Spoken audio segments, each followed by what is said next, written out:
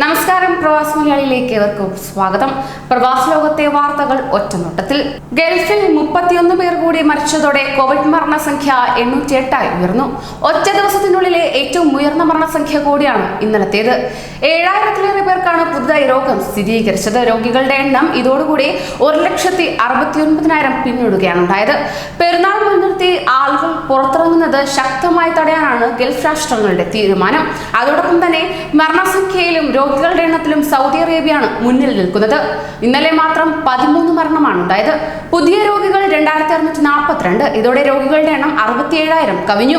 കുവൈറ്റിൽ 9 പേർ മരിച്ചതോടെ രാജ്യത്തെ കോവിഡ് മരണസംഖ്യ 138 ഉയർന്നു. UAE-യിൽ 4, ഒമാനിൽ 3, ഖത്തറിൽ 2 രോഗികൾ കൂടി കോവിഡിന് കീഴടങ്ങുകയുണ്ടായി. ഖത്തറിൽ രോഗികളുടെ എണ്ണം വീണ്ടും ഉയർന്നു. 1830 പേർക്കാണ് പുതുതായി രോഗം സ്ഥിരീകരിച്ചത്. ഇതോടെ രോഗികളുടെ എണ്ണം 40,000 കടന്നു. 985 പേർക്ക് കൂടി രോഗമുറപ്പിച്ച കുവൈറ്റിൽ രോഗികളുടെ എണ്ണം 19,000 കവിഞ്ഞു. 994 കോവിഡ് കേസുകൾ കൂടിയായതോടെ UAE-യിൽ രോഗികളുടെ എണ്ണം ഏതാണ്ട് 28,000-ൽ എത്തി നിൽക്കുകയാണ്. ഒപ്പം ഒമാനിൽ 424, ബഹ്റൈനിൽ 164 പേർക്കും കോവിഡ് സ്ഥിരീകരിക്കുകയുണ്ടായി. ഗൾഫിൽ കോവിഡ് പൂർണ്ണമായി സുഖപ്പെടുന്നവരുടെ എണ്ണവും ഗണ്യമായി ഉയരുകയാണ്. അതോടൊപ്പം തന്നെ ഇന്നലെ മാത്രം 4,000-ലേറെ പേർക്കാണ് രോഗമുക്തി നേടിയത്. പെരുന്നാൾ അവധി മുൻനിർത്തി ആളുകൾ പുറത്തിറങ്ങാതിരിക്കാൻ എല്ലാ ഗൾഫ് രാഷ്ട്രങ്ങളും നിയന്ത്രണം കടുപ്പിച്ചിരിക്കുകയാണ്. ഇതിനോടൊപ്പം തന്നെ പെരുന്നാൾ നമസ്കാരം നിയമലംഘകർക്ക് കടുത്ത ശിക്ഷയും ലഭിക്കും. പെരുന്നാൾ ഭാഗമായുള്ള എല്ലാ ഒത്തുചേരലുകളും വിലക്കിയിരിക്കുകയാണ്. കേരളത്തിലേക്ക് 97 വിമാന സർവീസുകൾ.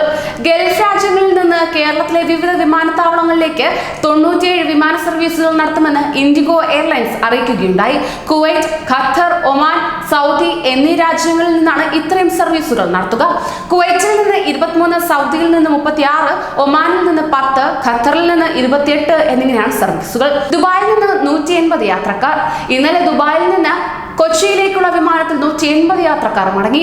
ഗർഭിണികൾ, തൊഴിൽ നഷ്ടപ്പെട്ടവർ, അടിയന്തര ചികിത്സ വേണ്ടവർ തുടങ്ങിയവരാണ് വിമാനത്തിൽ ഉണ്ടായിരുന്നത്.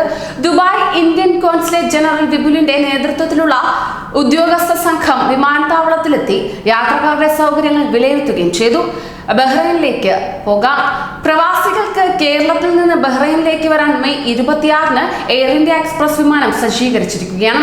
കോഴിക്കോട് നിന്നുള്ള വിമാനത്തിൽ ബഹ്റൈൻ പൗരന്മാർക്കും റെസിഡന്റ് പെർമിറ്റ് പ്രാബല്യത്തിലുള്ളവർക്കും യാത്ര ചെയ്യാവുന്നതാണ്. 25,000 രൂപയാണ് നിലവിലുള്ള ടിക്കറ്റ് നിരക്ക്. ബഹ്റൈനിലേക്ക് യാത്ര ചെയ്യാൻ നേരത്തെ ടിക്കറ്റ് ബുക്ക് ചെയ്തിട്ടുള്ളവർക്ക് ഈ വിമാനത്തിലേക്ക് ടിക്കറ്റ് മാറ്റിയെടുക്കാൻ സാധിക്കുകയും ചെയ്യും. ടിക്കറ്റ് നിരക്കിലെ അന്തരമുള്ള തുകയും മാറ്റിയെടുക്കുന്നതിനുള്ള ചാർജും നൽകിയാൽ മതിയാകും. കുവൈറ്റിൽ നിന്നും സ്വന്തം നാട്ടിലേക്ക്.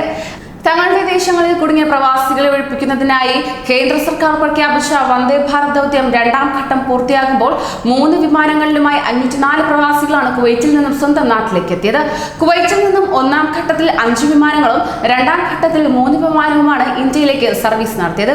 ഇന്ത്യയിലേക്കുള്ള 8 സർവീസുകളിൽ കൊച്ചി, കോഴിക്കോട്, കണ്ണൂർ, തിരുവനന്തപുരം എന്നിങ്ങനെ കേരളത്തിലേക്ക് 4 വിമാന സർവീസുകളാണ് ഉണ്ടായിരുന്നത്. സൗദി അറേബ്യയിലെ നാടുകടത്തൽ കേന്ദ്രങ്ങളിൽ നിന്ന് 210 പേർ നാട്ടിലേക്ക്. സൗദി അറേബ്യയിലെ നാടുകടത്തൽ കേന്ദ്രങ്ങളിൽ കഴിഞ്ഞിരുന്ന 210 പേരെ ഇന്ന് ഇന്ത്യയിലെത്തിക്കും. 30 മലയാളികൾ ഉൾപ്പെടെയുള്ള സംഘത്തെയാണ് പ്രത്യേക വിമാനത്തിൽ റിയാദിൽ നിന്ന് ഹൈദരാബാദ് വിമാനത്താവളത്തിൽ എത്തിക്കുക. തൊഴിൽ താമസ രേഖയില്ലാത്തതിനെ തുടർന്ന് കഴിഞ്ഞ ജനുവരി മുതൽ സൗദി സുരക്ഷാ സേനയുടെ പിടിയിലായവരാണ് നാട്ടിലേക്ക് എത്തുന്നത്. റിയാദ്, ദമാം, തർഹീലുകളിൽ കഴിയുന്നവരെയാണ് ഹൈദരാബാദിലേക്ക് കൊണ്ടുപോകുന്നത്.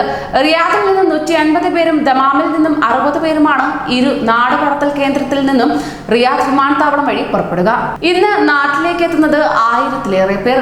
ഗൾഫിൽ നിന്ന് കേരളത്തിലേക്ക് ശനിയാഴ്ച, അതായത് ഇന്ന് 5 വിമാനങ്ങൾ സർവീസ് നടത്തും. 1000-ലേറെ പേരാണ് നാട്ടിലെത്തിച്ചേരുക. ദുബായിൽ നിന്ന് തിരുവനന്തപുരത്തേക്കും കോഴിക്കോട്ടേക്കും സർവീസ് ഉണ്ട്. തിരുവനന്തപുരത്തേക്ക് പ്രാദേശിക സമയം ഉച്ചയ്ക്ക് 1:45-നും കോഴിക്കോട്ടേക്ക് ഉച്ചതിരിഞ്ഞ് 3:10-നും വിമാനം പുറപ്പെടും. അബുദാബി, കണ്ണൂർ സർവീസ് ഉച്ചയ്ക്ക് 2:30-നാണ് പുറപ്പെടുക. മസ്കറ്റിൽ നിന്നും കൊച്ചിയിലേക്കും തിരുവനന്തപുരത്തേക്കും സർവീസ് ഉണ്ടാകും. ഉച്ചയ്ക്ക് 1:45-നും 3:45-നുമാണ് ഇരു സർവീസുകളും. പ്രവാസമുള്ളിൽ കൊറോണ മൂലം മരിച്ചത് 149 പ്രവാസികൾ. കോവിഡ് ബാധിച്ച് വിദേശത്ത് മരിച്ചത് 149 മലയാളികൾ. മാർച്ച് 31 മുതൽ ഇന്നലെ വരെയുള്ള നോർക്കയുടെ കണക്കാണിത് രേഖപ്പെടുത്തുന്നത്. ഏറ്റവും കൂടുതൽ പേർ മരിച്ചത് UAE-യിലാണ്. രാജ്യം തിരിച്ചുള്ള കണക്കും ഇങ്ങനെയാണ്: US 33, UAE 70, Britain 12, Saudi Arabia 12, Kuwait 17, Oman 2, Germany 1, Ireland 1. അതോടൊപ്പം തന്നെ ഒരാളുടെ ജില്ലയും മരിച്ച സ്ഥലവും ഇതുവരെ ശേഖരിക്കാനായിട്ടില്ലെന്നും നോർക്ക വ്യക്തമാക്കുകയും ചെയ്തു. സൗദിയിൽ മലയാളി കോവിഡ് ബാധിച്ച് മരിച്ചു. സൗദിയിൽ ചികിത്സയിലായിരുന്ന മലയാളി സൗദിയിലെ ജുബൈലിൽ മരിച്ചു. കൊല്ലം കിളികൊല്ലൂർ സ്വദേശി സാം ഫെർണാണ്ടസ് ആണ് മരിച്ചത്. 55 വയസ്സായിരുന്നു. കടുത്ത ന്യൂമോണിയയെ തുടർന്ന് ദിവസങ്ങളായി ആശുപത്രിയിലായിരുന്നു ഇദ്ദേഹം. 18 വർഷമായി ജുബൈലിലെ സ്വകാര്യ സ്ഥാപനത്തിൽ ഡ്രൈവറായി ജോലി ചെയ്തു വരികയായിരുന്നു.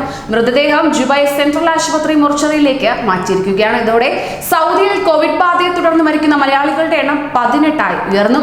UAE-യിൽ യുവാവ് മരിച്ചു. മണ്ണാർക്കാട് സ്വദേശി UAE-യിൽ കോവിഡ് ബാധിച്ചു മരിച്ചു. മണ്ണാർക്കാട് നെല്ലിപ്പുഴ സ്വദേശി ജമീഷ് അബ്ദുൽ ഹമീദാണ് മരിച്ചത്. 26 വയസ്സായിരുന്നു. കോവിഡ് പോസിറ്റീവ് ആയതിനെ തുടർന്ന് ഷാർജ കുവൈറ്റ് ഹോസ്പിറ്റലിൽ ചികിത്സയിലിരിക്കെയാണ് മരണം. മണ്ണാർക്കാട് നെല്ലിപ്പുഴ തിട്ടുമ്മൽ ചെറുവനങ്ങാട് വീട്ടിൽ പരേതന ഇബ്രാഹിമിന്റെ മകൻ കൂടിയാണ്. സൗദിയിൽ 5 ദിവസത്തെ സമ്പൂർണ്ണ ലോക്ക്ഡൌൺ. സൗദിയിൽ ഇന്നു മുതൽ 5 ദിവസത്തെ സമ്പൂർണ്ണ ലോക്ക്ഡൌൺ ആരംഭിച്ചു. ഈ മാസം 27 വരെ 24 മണിക്കൂറാണ് കർഫ്യൂ. പാസില്ലാതെ പുറത്തിറങ്ങിയാൽ 10,000 റിയാൽ പിഴയും ജയിൽവാസവും നാടുകടത്തലുമാണ് ശിക്ഷ. രാജ്യത്തിലെ എല്ലാ ഭാഗങ്ങളിലും ഇന്നു മുതൽ സൈനിക നിയന്ത്രണത്തിലാണ്. UAE-യിൽ ഷവ്വാൽ മാസപ്ര. ശനിയാഴ്ച രാവിലെ ഷവ്വാൽ മാസപ്ര കണ്ടതായി ജ്യോതിശാസ്ത്ര കേന്ദ്രം അറിയിച്ചു. അബുദാബിയിൽ ശനിയാഴ്ച രാവിലെ 8 മണിയോടെയാണ് ഈദ് അൽ ഫിത്തർ 2020 ചന്ദ്രക്കലയുടെ ഫോട്ടോ എടുത്തതെന്ന് ജ്യോതിശാസ്ത്ര കേന്ദ്രത്തിന്റെ ട്വീറ്റിൽ പറയുന്നു. ചന്ദ്രക്കലയുടെ നീളം 6.2 ഡിഗ്രി ആയിരുന്നു. മെയ് 24 ഷവ്വാലിന്റെ ആദ്യ ദിനവും ഈദ് അൽ ഫിത്തറിന്റെ ആദ്യ ദിവസവുമാണെന്ന് മാസപ്ര നിരീക്ഷണ സമിതി വെള്ളിയാഴ്ച നടത്തിയ യോഗത്തിന് ശേഷം പ്രസ്താവന ഇറക്കിയിരുന്നു. ലണ്ടൻ OCI കാർഡുള്ളവർക്ക് ഇന്ത്യയിലേക്ക് ഏർപ്പെടുത്തിയിട്ടുള്ള യാത്രാവിലക്ക് ഭാഗികമായി പിൻവലിച്ചതായി കേന്ദ്ര ആഭ്യന്തര മന്ത്രാലയം. ഇന്നലെ രാവിലെയാണ് പ്രത്യേക ഉത്തരവിലൂടെ നിയന്ത്രണത്തിന് ഭാഗികമായ ഇളവുകൾ അനുവദിച്ചത്. ഇന്ത്യക്കാരായ മാതാപിതാക്കൾക്ക് വിദേശത്ത് വെച്ച് ജനിച്ചതിന്റെ പേരിൽ OCI കാർഡ് ലഭിച്ച കൊച്ചുകുട്ടികൾ, നാട്ടിൽ കുടുംബാംഗങ്ങൾ മരണപ്പെട്ടവർ, ഒരാൾക്ക് ഇന്ത്യൻ പൗരത്വം മറ്റൊരാൾക്ക് വിദേശ പൗരത്വമുള്ള ദമ്പതിമാർ, മാതാപിതാക്കൾ ഇന്ത്യയിലായിരിക്കുകയും OCI കാർഡോടെ വിദേശത്ത് പഠിക്കുകയും ചെയ്യുന്ന യൂണിവേഴ്സിറ്റി വിദ്യാർത്ഥികൾ എന്നിവർക്കാണ് യാത്രാവിലക്ക് നീക്കി നൽകിയത്. അമേരിക്ക. ലോകത്ത് കോവിഡ് ബാധിതരുടെ എണ്ണം 53 ലക്ഷത്തിലേക്ക്. 24 മണിക്കൂറിനിടെ 5245 പേർ കൂടി മരിച്ചതോടെ മരണസംഖ്യ 3,39,000 പിന്നിട്ടു. കോവിഡ് ഏറ്റവും രൂക്ഷമായി ബാധിച്ച അമേരിക്കയിൽ രോഗബാധിതരുടെ എണ്ണം 16 ലക്ഷത്തിലേക്ക് അടുക്കുകയാണ്. അമേരിക്കയിൽ 1283 പേർ കൂടി മരിച്ചതോടെ മരണസംഖ്യ 1 ലക്ഷത്തോട് അടുപ്പിക്കുകയുണ്ടായി. വൈറസിന്റെ അടുത്ത വ്യാപന കേന്ദ്രമായി തെക്കേ അമേരിക്ക മാറുമെന്ന് ലോകാരോഗ്യ സംഘടന വ്യക്തമാക്കുകയും ചെയ്തു. ബ്രിട്ടനിൽ കോവിഡ് ബാധിച്ച് ചികിത്സയിൽ കഴിയുന്നത് 2.5 ലക്ഷത്തിലധികം പേരാണ്. രാജ്യത്തെ വിമാനത്താവളങ്ങളിൽ എത്തുന്ന യാത്രക്കാർക്ക് അടുത്ത മാസം 8 മുതൽ ക്വാറന്റീൻ നിർബന്ധമാക്കി. അതിനിടെ ബ്രിട്ടനിൽ മരണം 40,000 അടുക്കുകയാണ്. ബ്രസീലിൽ 966 പേർ കൂടി മരിച്ചതോടെ ആകെ മരണം 21,048 ഉയർന്നു. റഷ്യയിലും രോഗവ്യാപന തോത് ഉയരുകയാണ്. അതോടൊപ്പം തന്നെ പ്രതിരോധ കുത്തിവയ്പ് മുടങ്ങിയതോടെ ലോകത്ത് 80 ദശലക്ഷം ശിശുക്കൾക്ക് വാക്സിനേഷനിലൂടെ തടയാൻ കഴിയുന്ന പോളിയോ, ഡിഫ്തീരിയ, മീസിൽസ് തുടങ്ങിയ രോഗങ്ങൾ വരാൻ സാധ്യതയുണ്ടെന്ന് ഐക്യരാഷ്ട്ര ഏജൻസികൾ മുന്നറിയിപ്പ് നൽകി. കൂടുതൽ പ്രവാസി വാർത്തകൾക്കായി ഈ ചാനൽ സബ്സ്ക്രൈബ് ചെയ്യൂ.